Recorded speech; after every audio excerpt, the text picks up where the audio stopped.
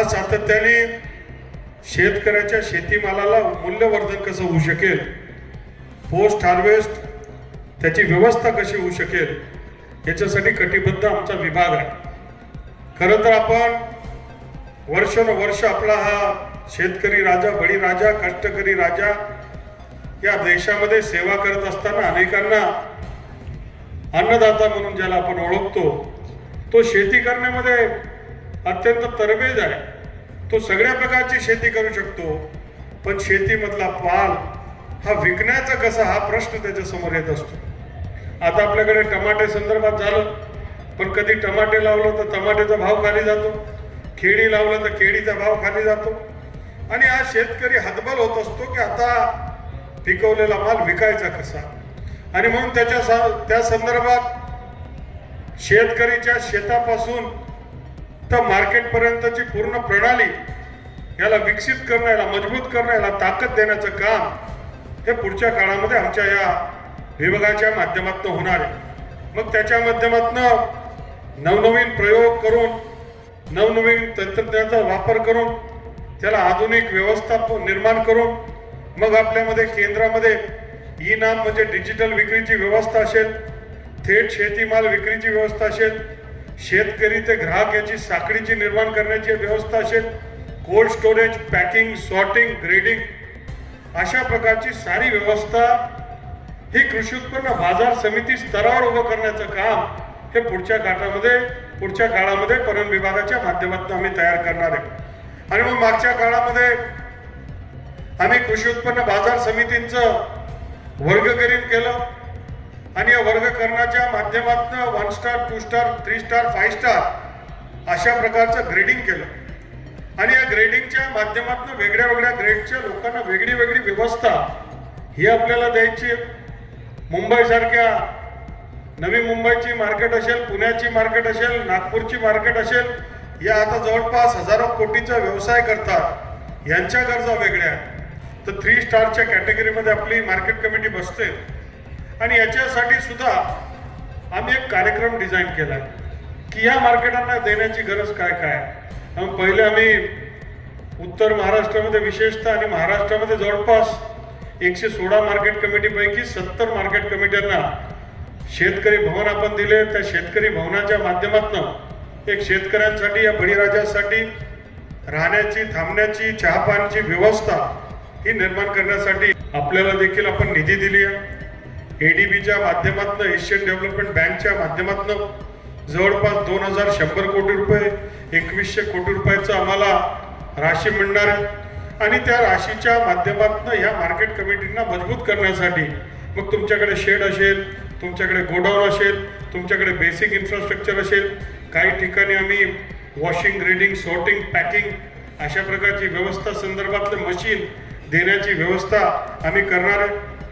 Grading संदर्भात मॉइश्चरची मोजणी संदर्भातले आधुनिक मशीनची व्यवस्था, म्हणजे त्याच्यामध्ये 70-30 किंवा 90-10 या रेशोमध्ये पणन विभागाच्या माध्यमातून आम्ही ही व्यवस्था करण्याचा संकल्प आम्ही केलेला आहे. खरं तर आजच्या कार्यक्रम होत असताना या भागाचे जननेता आणि या भागाचे करता माननीय अमरीशभाई यांना आठवण केल्याशिवाय आपल्याला कार्यक्रम पुढे नेता येणार नाही. की या शिरपूर तालुक्यामध्ये तालुक्याच्या सर्वांगीण विकासासाठी सातत्याने प्रयत्न करत एक अत्यंत उच्च दर्जाचं मानांकन त्यांनी गाठत आज शिरपूर तालुका सर्वांगीण विकासाकडे मोठ्या पद्धतीने वाटचाल करतोय.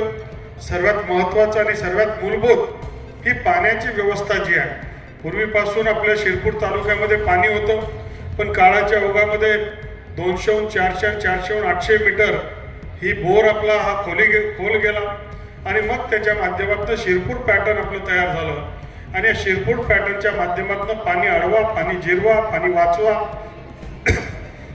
थेंब थेंब पाणी याला जिरवण्याचा प्रयोग झाला. आणि त्या प्रयोगाच्या माध्यमातून आपण पाहिलं की ते जवळपास 20-25 फुटावर आता हे पाणी हे आता आपल्याकडे दिसू लागलं. आणि आमचा शेतकरी राजा, बळीराजा याला पाहिजे तरी काय, याला पाहिजे की मुबलक पाणी मिळावं. आणि वीजची जर व्यवस्था असेल तो अत्यंत खंबीरपणे, अत्यंत कष्टाने आपल्या शेतामध्ये माल पिकवणं त्याला चांगल्या पद्धतीने माहिती आहे आणि तेच प्रयोग हा आपल्या या शिरपूर तालुक्यामध्ये झाल्यामुळे हा शिरपूर तालुक्याची अर्थव्यवस्था ही वाढलेली आहे आणि जीडीपी जर तालुकानिहाय काढला तर पहिल्या 7-8 तालुक्यामध्ये हा आपल्या शिरपूर तालुक्याचा नंबर लागल्याशिवाय राहणार नाही याची खात्री आणि विश्वास मी आपल्याला देऊ इच्छितो. परंतु आपला प्रयत्न तोच आहे की मग तो बाजूचा शिंदखेडा तालुका असेल, बाजूचा साक्री तालुका असेल किंवा दुष्काळग्रस्त आमचा धुळे तालुका असेल किंवा बाजूचा आमचा नंदुरबार जिल्हा असेल, या सगळ्यांचंच जीडीपी वाढवण्याच्या संदर्भात त्यांना विविध योजनांचा लाभ मिळवून देण्यासाठी आपण सातत्याने प्रयत्न करतो. खरं तर आता एक नवनवीन आपला हा धुळे जिल्हा हा उभा राहतोय, निर्माण होतोय की ज्या धुळे जिल्ह्यामध्ये 4 तालुक्यांचा जिल्हा, 2 दुष्काळग्रस्त तालुके, 2 आदिवासी तालुके, या 4ही तालुक्यांच्या विकासासाठी आपण कटिबद्ध. एकीकडे आपण पाहतो की 7 नॅशनल हायवे असणारा हा आपला जिल्हा आहे. या जिल्ह्यामध्ये महाराष्ट्रातला नव्हे तर भारतातला एक मोठा सोलार हब याच्यामध्ये तयार होतोय. जवळपास 1,500 मेगावॉट या सोलारचे प्रकल्प आता आपल्याकडे कार्यान्वित आहेत आणि मग साक्री तालुका असेल, शिंदखेडा तालुका असेल, सोलारची फार मोठी व्यवस्था आपल्याकडे होणार आहे. या शिरपूर तालुक्यामध्ये शेतकऱ्याच्या कापसापासून तर टी शर्ट, बनियान, अजून काय टॉवेल पर्यंत हे पूर्ण मूल्यवर्धन हे इथे झालेलं आहे की एक शेतकरी येतो, तो ट्रॅक्टर घेऊन आपला कापूस विकतो आणि तो जात असताना 2-4 दिवसानंतर तिथे त्याच्या कापसाचा, त्याच्या कष्ट केलेला, घाम गाळलेला हा कापसाच्या माध्यमातून एक शर्ट, टी शर्ट तयार होऊन तो आपल्या मुलांसाठी घेऊन जातो. ते मूल्यवर्धन साखळी ही आपल्या या शिरपूर तालुक्यामध्ये झाली, ही देखील आपल्या सगळ्यांना अभिमानाची बाब आहे. धुळ्यामध्ये MIDC फुल आहे. धुळ्यामध्ये MIDC मध्ये प्लॉट मिळत नाही. 2000 एकरवर आम्ही एक नवीन MIDC बनवण्याचा संकल्प केला आहे. नरडाणा MIDC मध्ये 15,000 कोटी रुपयाचे प्रकल्प आलेत, ती आता फुल झाली आहे आणि आता 3रा फेज आणण्याचा आम्ही प्रयत्न करतोय. शिरपूरमध्ये आपल्याकडे हे पूर्ण टेक्सटाईल हब निर्माण झालंय, एज्युकेशन हब निर्माण झालंय. आपल्या या साक्रीमध्ये सोलरचा हब निर्माण झालाय. शिंदखेडा आणि दोंडाईच्या मध्ये आमचा विक्रम या ठिकाणी फूड आणि फार्मा हब आम्ही तिथे आणतोय. दोंडाईच्या मध्ये ऑलरेडी तिथे उद्योग क्षेत्र विकसित आहे आणि या छोट्याशा जिल्ह्यामध्ये आता सर्व बाजूने आपण विकासाकडे पुढे चाललो. सगळीकडे पाण्याची व्यवस्था आपण केली आहे. तापीला आपण बंधारे घातलेत. सुलवाडे जामफळ आपल्याकडे तयार होतंय. ही जी रेल्वे आपल्याकडे येते, ही मनमाड इंदोर रेल्वे, ही आपल्या पिढ्यानं स्वप्न आपण पाहत होतो, पण तो दिवस दूर नाही भूपेशभाई की शिरपूर रेल्वे स्टेशनवरनं आपण जम्मूच्या काश्मीर पर्यंत आणि इकडून आपण कन्याकुमारी पर्यंत जाता येईल. रेल्वे आम्ही शिरपूर रेल्वे स्टेशन पे आ रही है. तुमच्या डोळ्यांनी पाहणार आणि तुमच्या कानाने ऐकणार. हे केवळ शक्य झालं तर माननीय नरेंद्र मोदी आणि देवेंद्र फडणवीस यांच्या प्रयत्नामुळे झालं. आणि म्हणून महाराष्ट्रामध्ये, उत्तर महाराष्ट्रामध्ये विकासाच्या संदर्भात ज्या ज्या काही संधी मिळतील त्या आणण्याचा आपला प्रयत्न. पुढच्या काळामध्ये अजून काय मोठे उद्योग असतील ते उद्योग आपण आणणार आहे. पण आपला सगळ्यात महत्वाचा व्यवसाय हा कृषी आहे आणि कृषीवर आधारित ही सगळी ग्रामीण अर्थव्यवस्था आहे. आणि म्हणून कृषीला कसं आपल्याला मजबूत करता येईल हा प्रयत्न आपल्या सगळ्यांचा आहे. आणि या प्रयत्नाला बळ देण्यासाठी, या प्रयत्नाला प्रोत्साहित करण्यासाठी या शिरपूर कृषी उत्पन्न बाजार समितीने असं एक सुंदर असं प्रदर्शन हे पूर्ण आपण घडवलेलं आहे. या माध्यमातून मला हे सगळे स्टॉल फिरण्याचे योग मला आला आणि त्या माध्यमातून आपण बघितलं की वेगळे वेगळे मशीन यांत्रिकरण आहे. आज आपल्याकडे आता मजूर उपलब्ध नाही. कारण एकीकडे आपण इकडे शेती करत असताना आपण दुसरीकडे माननीय मोदी साहेबांच्या नेतृत्वाखाली आपण जो गरीब आहे, ज्याला स्वतःची शेती नाही, 2 हातावर ज्याचं जीवन अवलंबून आहे, त्या 80 कोटी लोकांना मागच्या 8 वर्षापासून दर महिन्याला 80 कोटी लोकांना महिना टू महिना मोफत रेशन देण्याचं काम कोणी करत असेल तर माननीय मोदी साहेबांचं सरकार ते करतं. त्या गरीब माणूस कोणी उपाशी राहणार नाही. पण त्याची दुसरी बाजू आहे की त्याच्या माध्यमातून काम करणारे लोक कमी होत चाललेत.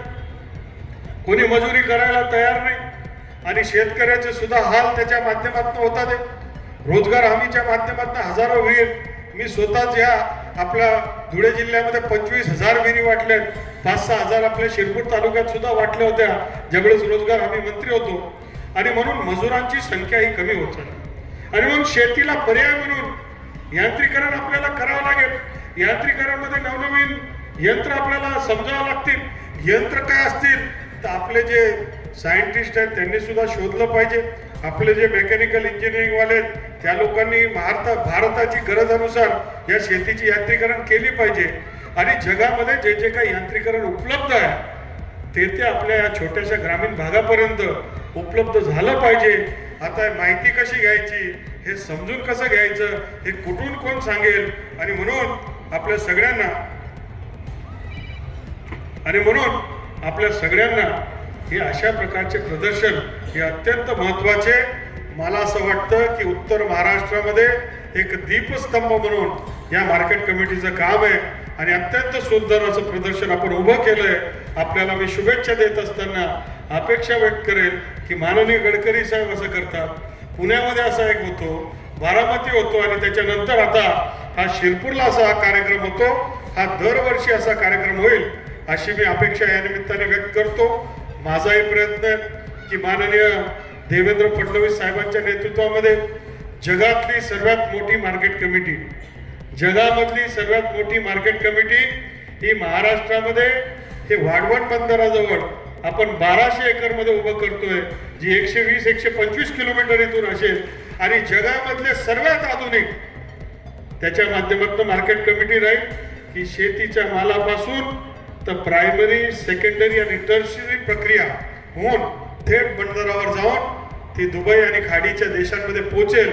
अशा प्रकारचे इकोसिस्टम आम्ही तयार करतोय की शिरपूर तालुक्यातला एखादा शेतकरी सकाळी आपल्या शेतामध्ये गेला, त्यांनी जाम ते तोडले, त्यांनी काही आपल्याकडच्या टमाटे घेतले, काही कांदे घेतले आणि त्याची वेचणी केली.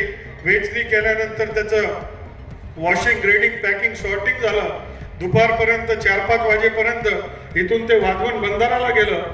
पहाटेपर्यंत ते जहाजावर लोड झालं आणि दुसऱ्या-तिसऱ्या दिवशी ते दुबईच्या मार्केटमध्ये आमचे के.डी. पाटील साहेबांचे टमाटे हे दुबईला सुद्धा त्यांच्याकडे पोहोचतील असं सुद्धा इकोसिस्टम ही तयार करण्याचं आम्ही ही साखळी बांधलेली आहे. आणि केवळ चर्चा नाही तर दुबईची ही मार्केट कमिटीशी सुद्धा आमची चर्चा झालेली आहे आणि त्याच्यामधली प्रक्रिया ही चाललेली. खरं म्हणून सातत्याने आपण नवनवीन प्रकल्प करतोय. भिवंडीला बापगाव जवळ 100 एकरवर जे जे काय जगामध्ये एक्सपोर्ट करण्यासाठी इरिडिएशन सेंटर असेल, वेपर हीट ट्रीटमेंट प्लांट असेल, या सगळ्यांची एक आधुनिक व्यवस्था हे आपल्याला मुंबईमध्ये जाण्याच्या अगोदर भिवंडी लागतं आणि तिथे देखील ते उभं करण्याचं काम आम्ही करतोय. खरं तर मी आज या पालकमंत्री या नात्याने इथे येत असताना पहिले माझ्या संवेदना व्यक्त करू इच्छितो की आमच्या शिरपूरमध्ये मागच्या या पंधरवड्यामध्ये एक भीषण आपला अनियमित पाऊस झाला, गारपीट मोठ्या प्रमाणावर पडली आणि मी बघितलं की फार मोठं नुकसान. केळीचं उभं पीक शेतकऱ्याच्या डोळ्यासमोर ज्यावेळेस नष्ट होतं तो अत्यंत हतबल होतो, तो चिंतेत होतो, तो संतापतो आणि तो बिचारा काही करू शकत नाही. पण मला त्याला नम्रपणे सांगायचंय की काही गोष्टी आपल्या हातामध्ये जरी नसल्या, निसर्ग आपल्या हातामध्ये नाही. हा निसर्गाचा वेडे वाकडेपणा काही समजत नाही. उन्हाळ्यामध्ये पाऊस येतो, पावसाळ्यामध्ये पाऊस येत नाही. परंतु या गारपीटग्रस्त शेतकऱ्यांना मला नम्रपणे सांगायचंय की तुमचा आवाज म्हणून तुमचा हा भाऊ हा तुमची भूमिका मांडेल आणि जोपर्यंत तुम्हाला कॉम्पन्सेशन मिळणार नाही तोपर्यंत आम्ही थांबणार नाही. आपले सगळे आमदार, आपले लोकप्रतिनिधी यांनी सगळ्यांनी भूमिका सांगितली, सर्व पक्षाच्या सर्व लोकांनी भूमिका मांडली आणि आपण सगळे मिळून यांना कॉम्पन्सेशन हे मिळवून देण्याचा प्रयत्न देखील आपण करूया. खरं तर आमचे शिरपूरचे लोकप्रिय आमदार, त्यांना आम्ही लक्की आमदार म्हणतो, अत्यंत शांत चित्त आहेत. डोक्यावर बर्फ ठेवून, तोंडात साखर कारखाना ठेवून ते फिरत राहतात, भेटत राहतात लोकांना आणि बाकी सगळं काम सुद्धा त्यांची मोठी टीम आहे. आम्ही त्यांना लक्की आमदार म्हणतो. परंतु त्यांनी त्यांनी मागणी केल्या. आपल्याला माहिती आहे की परवाच्या दिवशी आदिवासी मंत्र्यांच्या बरोबर बैठक होत असताना तुमच्या सलईपाडा आणि कोणता त्या बंधाऱ्यांचा विषय आम्ही मी तिथे मांडला आणि त्या आदिवासी मंत्री महोदयांना सांगितलं की तुम्ही आमचे मित्र आहेत, पावराजीसाठी ती निधी द्यावा लागेल कारण DPDC मध्ये पहिला विषय ते मांडत असतात. आणि मग सातत्याने हा प्रयत्न आपला राहिला की आपल्याकडे जिल्ह्यामध्ये जे छोटासा फंड मिळत असतो डीपीडीसीचा, त्या डीपीडीसीच्या निधीच्या माध्यमातून मग आपला शिरपूर असेल, साक्री असेल, धुळे असेल, शिंदखेड असेल, या सगळ्या भागांना न्याय देण्याचा आपण सातत्याने प्रयत्न करतो. अनेक प्रकल्प मी हाती घेतलेत, परंतु मी तयारी करून आलो नाही. मला आपल्याला अत्यंत आनंदाची बातमी द्यायची की आपला आनेरचा धरण आहे, कधी जाण्याचा योग आला नाही, परंतु मी ऐकलं अत्यंत सुंदर निसर्गरम्य तिथे प्राण्यांचं अभयारण्य, तिथे पक्ष्यांचा फार मोठा वास आहे. आणि म्हणून पुढच्या या 3-4 वर्षामध्ये 25 कोटीचा पर्यटनाचा प्रकल्प आपण त्या आनेर धरणासाठी दिलेला आहे. त्याच्या माध्यमातून एक तिथे फॉरेस्ट सफारी, फॉरेस्ट टुरिझम होण्याच्या दृष्टिकोनातनं 5-5-5 असं करून आपल्याला 25 कोटीचा प्रकल्प तिथे आम्ही दिला. मला खात्री आणि विश्वास आहे की भूपेशभाई आपल्याला या सगळ्या गोष्टीमध्ये आवड आहे. आपण बारकाईने लक्ष देऊन वर्ल्ड क्लास तिथे आपण व्यवस्था करू की आम्हाला कुठेतरी नागपूर फिरायला जायची गरज नाही, आम्ही शिरपूरलाच फिरून घेऊ. आणि म्हणून तशा प्रकारचं पर्यटनासंदर्भात हे सुद्धा आपण शिरपूर तालुक्यामध्ये ते आपण व्यवस्था केली. ज्यावेळेस आपण फॉरेस्टचं कॉन्झर्वेशन करतो त्यावेळेस अत्यंत आनंद होत असतो की प्राणी आणि पशु पक्षींचा सुद्धा आपण विचार करतो, परंतु ते करत असताना विकासाला मात्र त्याचा अडथळा होता कामा नये. काही आमचे वन विभागाचे अधिकारी इथे असतील तर मला नम्रपणे सांगायचं आहे की प्राणी, पशु पक्षी आणि वनाचं संरक्षण हे झालंच पाहिजे, पण त्याचबरोबर विकासाचं संतुलन हे देखील ठेवलं पाहिजे. जर प्राणी पक्षींचा तिथे सांगोपान होईल परंतु विकास होणार नाही, तेही चालणार नाही. आणि विकास होईल आणि प्राण्यांचं, झाडांचं नुकसान होईल, तेही चालणार नाही. आणि म्हणून दोघांमधलं बॅलन्स ठेवण्याचं काम आपण केलं पाहिजे. परंतु पूर्वीपासून रोड असला आणि तो रोड वापरात आहे, तो रोड खराब झाला, त्याला रिपेअर करण्यासाठी मागणी करत असतील आमदार सुद्धा, तर त्याला सुद्धा अडथळा होत असेल तर लवकरात लवकर त्या संदर्भातली बैठक घेऊन त्या माध्यमातून सकारात्मक मार्ग काढण्याचा प्रयत्न देखील करण्यात येईल. डीपीडीसीच्या माध्यमातून डेअरीचा एक प्रकल्प मला द्यायचा आहे.